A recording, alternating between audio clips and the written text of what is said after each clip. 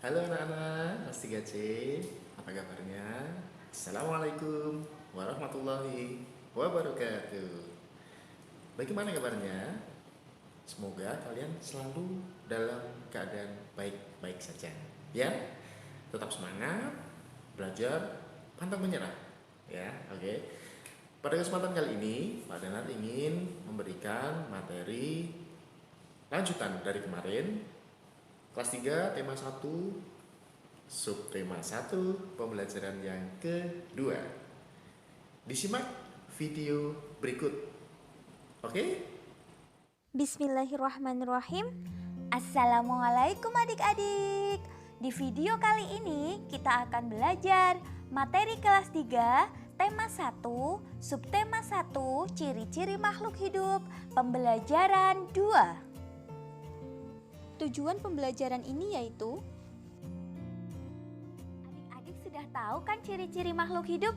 Di video sebelumnya sudah dibahas tentang ciri-ciri makhluk hidup. Ayo adik-adik, kita amati teks visual berikut. Makhluk hidup dapat bergerak dengan cara yang berbeda-beda. Manusia berjalan menggunakan kaki. Gajah berjalan menggunakan kaki. Singa berjalan juga menggunakan kaki. Burung terbang menggunakan sayapnya. Kupu-kupu juga terbang menggunakan sayapnya. Sedangkan ikan berenang menggunakan sirip.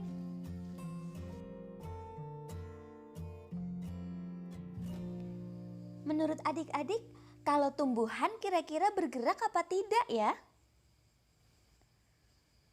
Coba perhatikan visual berikut. Lalu bagaimana cara tumbuhan bergerak ya? Bunga matahari bergerak menuju arah datangnya cahaya matahari. Pucuk tumbuhan bergerak ke arah datangnya cahaya matahari.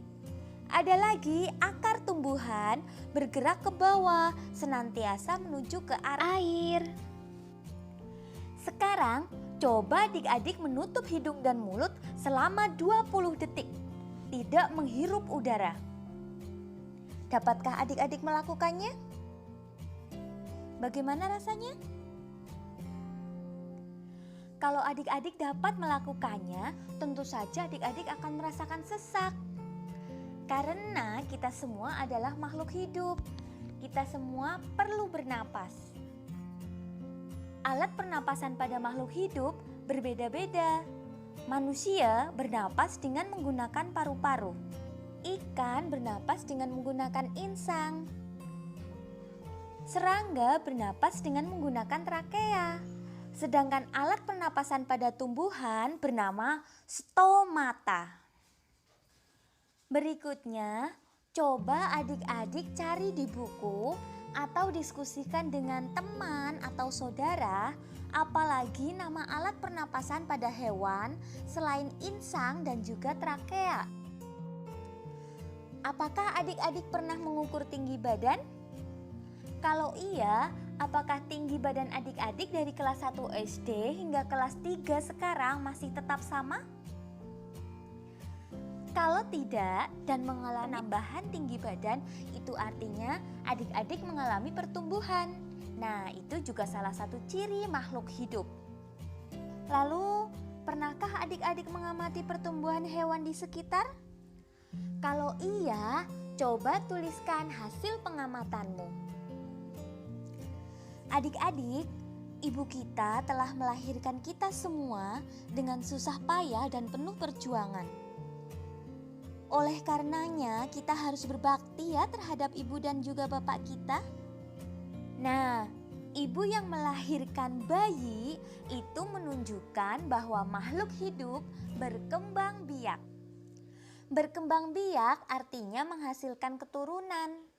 Hewan pun berkembang biak. Ada yang berkembang biak dengan cara melahirkan, ada yang dengan cara bertelur. Begitupun tumbuhan juga berkembang biak. Tujuan perkembangbiakan adalah untuk melestarikan jenisnya agar tidak punah.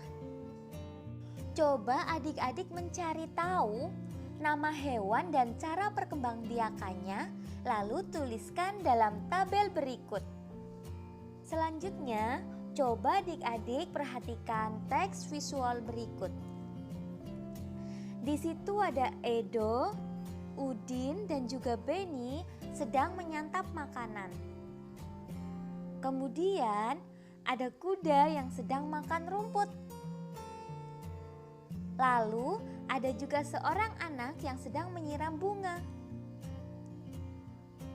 Semua itu menunjukkan bahwa makhluk hidup memerlukan makanan dan juga air. Manusia memerlukan tumbuhan dan hewan untuk makan. Sebagian hewan juga memerlukan tumbuhan untuk makan. Ada juga hewan yang memerlukan hewan lain untuk makan. Hewan yang memakan tumbuhan untuk dimakan itu disebut dengan hewan herbivora. Sedangkan hewan yang memakan hewan lain disebut dengan karnivora. Ada juga hewan yang memakan hewan lain ataupun daging dan juga tumbuhan seperti manusia. Hewan yang memakan daging dan juga tumbuhan disebut dengan hewan omnivora. Makhluk hidup peka terhadap rangsang. Kepekaan makhluk hidup terhadap rangsang berbeda-beda. Jika kita melihat sinar matahari atau sinar yang menyilaukan lainnya, maka dengan cepat kita akan menutupkan mata. Lalu, daun putri malu juga akan menutup jika disentuh. Ada lagi, buah pohon pacar Cina akan meletus jika disentuh. Peristiwa menanggapi rangsang pada binatang contohnya adalah pada kaki seribu. Kaki seribu akan menggulungkan badannya jika disentuh. Berikutnya, coba adik-adik buatlah kalimat berdasarkan kata-kata berikut. Yang perlu diingat, kalimat yang baik itu mengandung unsur subjek, predikat, dan juga objek atau keterangan. Kakak contohkan untuk yang kata-kata pertama, berkembang biak. Kakak ambil contohnya adalah ayam. Berarti subjeknya adalah ayam. Ayam berkembang biak dengan cara bertelur. Nah, kalimat tersebut sudah mengandung unsur subjek, predikat, dan keterangan. Untuk yang selanjutnya, silahkan adik-adik mencoba sendiri ya. Allah menciptakan manusia sebagai makhluk hidup yang paling sempurna. Untuk itu, kita harus bersyukur atas karunia Allah yang maha luas ini. Bersyukur kepada Allah termasuk pengamalan sila pertama Pancasila. Sila pertama Pancasila dilambangkan dengan gambar bintang yang berbunyi ketuhanan yang Maha Esa. Lambang ini menunjukkan bahwa bangsa Indonesia menyatakan kepercayaan terhadap Tuhan yang Maha Esa. Kemudian, taat terhadap perintah Tuhan dan senantiasa menjauhi larangannya. Selain itu, juga saling menghargai terhadap kepercayaan orang lain.